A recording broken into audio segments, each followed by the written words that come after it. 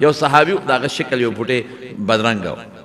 د باندې نه براته د باندې نه او سبزی به خرڅول د مدینه منورې په بازار کې او قسم دی حضور پاک په خپل بازار ته تللی د کور له سودا کړی دا وروړي حالانکه غلامان نشته هغه هم کله کله لګیلي دي صحابو ته ویل شي نه مسند احمد کې دا حدیث هم دی چې په خپل وته د بازار نه به سودا راوړي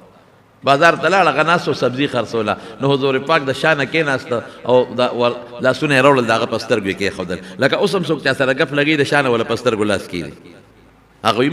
من هو سوک دے او پیغمبر مبارک خان دی صحابه مسکی دی او هغه ځان دغه کوي و چې سوک چانی ولې دې کې د سترګو په ګټ کې رسول الله مبارک صحیح کړ چې صحیح کو نو لاسه تیرا تو کله او ځان و پورې خجوخ کو او دا خپل شه د حضور پاک په مبارک خېټه پورې مګلا او رسول الله مبارک تا ګورا پسره وتلاس کې خود من یشتری هذا العبد مني دا مرای خرصم سوک بیوالی حالانکه مرای نو خټوقه کوله خوشتبی کوله دا بس سوک والی دا مرای هغه ته د الله رسول مې خرڅوا کوټه به میومونه کوټه ما ګوره سوک به واپس به می کی درتا ما به سوک قبول نکی ان رسول الله مبارک سوی ولکن عند الله لست بکاسدن دا خدای پنس کوټه نه دا خدای پنس کاره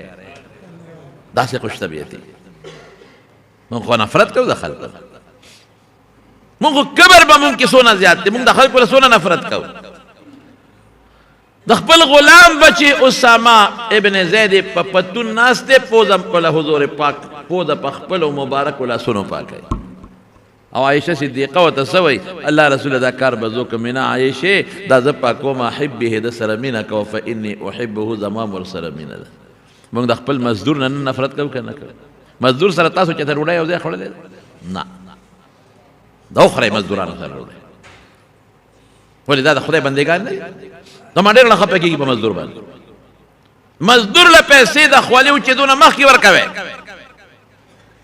چې هغه کارو که مخکې ولا پیسې ورکوه که هغه وایي چې په یو ځل راکړه بیا مانه لګېږي بیا ټیک ده مخکې ورکوه